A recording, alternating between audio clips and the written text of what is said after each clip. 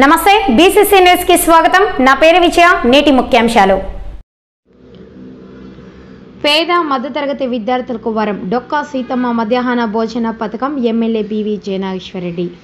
జీవితాన్ని మార్చేసేది కేవలం చదువు ఒకటి అని ఏకాగ్రత పట్టుదల కసితో విద్యార్థులు చదివితే ఉన్నత శిఖరాలకు చేరుకుంటారని విద్యా రంగానికి కూటమి ప్రభుత్వం పెను మార్పులు తీసుకొస్తున్నారని ఎమ్మెల్యే బివి జయనాగేశ్వరరెడ్డి పేర్కొన్నారు। కర్నూలు జిల్లా ఎమ్మిగనూరు పట్టణంలో జూనియర్ బాలుర కళాశాల మహిళా జూనియర్ కళాశాలలో డొక్కా సీతమ్మ మధ్యాహ్న భోజన పథకంను ఎమ్మెల్యే బివి జయనాగేశ్వరరెడ్డి ప్రారంభించారు। విద్యార్థులతో కలిసి ఎమ్మెల్యే భోజనం చేశారు। ఈ సందర్భంగా ఎమ్మెల్యే బివి జయనాగేశ్వరరెడ్డి మాట్లాడుతూ కూటమి ప్రభుత్వం అధికారంలోకి వచ్చాక CM Chandrababu Naidu, deputy CM Pawan Kalyan, విద్యాశాఖ మంత్రి నారా లోకేష్ విద్యారంగంలో పెను మార్పులు తీసుకొస్తున్నారని స్పష్టం చేశారు।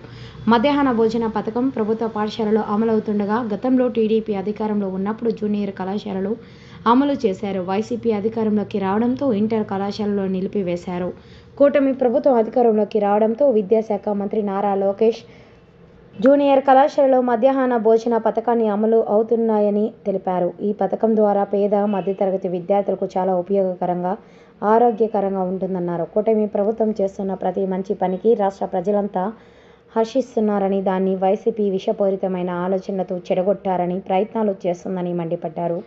ఎన్నికల ముందు ఇచ్చిన ప్రతి హామీని కూటమి ప్రభుత్వం తూచా తప్పకుండా అమలు చేస్తుందని, అతి త్వరలో తల్లికి వందనం, ఉచిత బస్ ప్రయాణ పథకాలు అమలు అవుతాయని తెలిపారు। ఇటువంటి మంచి పథకాలను విద్యార్థులు సద్వినియోగం చేసుకోవాలని సూచించారు। విద్యా అభివృద్ధికి రాష్ట్ర ప్రభుత్వం ఎంతో కృషి చేస్తుందని ఈ కార్యక్రమంలో మండల విద్యాశాఖ అధికారులు, ఉపాధ్యాయులు, టీడీపీ నాయకులు, కౌన్సిలర్లు తదితరులు పాల్గొన్నారు।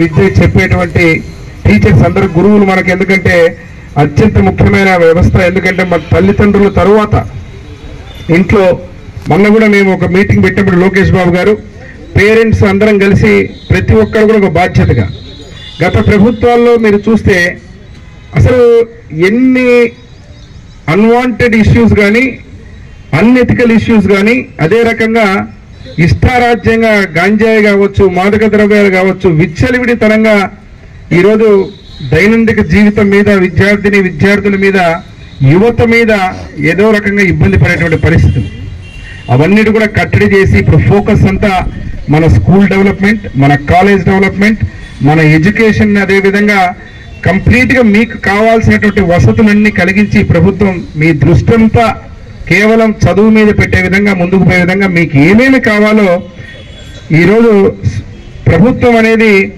కన్న తల్లిలాగా, కన్న తండ్రిలాగా, మీ తల్లిదండ్రులు ఎట్లా మిమ్మల్ని చూసుకుంటారో ఆ విధంగా లోకేష్ బాబు గారు ఈరోజు ఈ యొక్క మిడ్ డే మీల్స్ని డొక్కా సీతమ్మ గారు, ఎందుకంటే అన్నపూర్ణలాగా ఆ తల్లిగారు చాలా ఏళ్ల క్రితం ఎవరి ఇంటికి పోయినా ఎప్పుడు అర్ధరాత్రి అపరాత్రి లేకుండా భోజనం పెట్టేవారంట।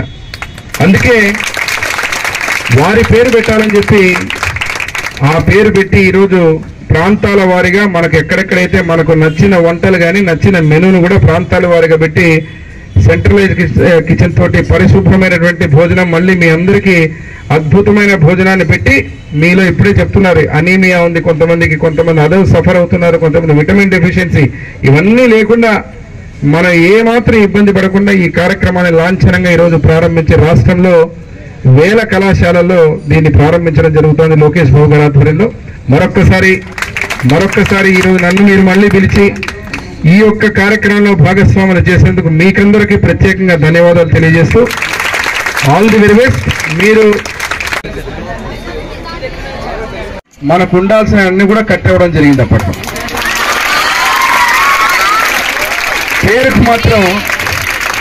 పేరుకు మాత్రం బ్రహ్మాండంగా నాడు నేడు అన్నారు।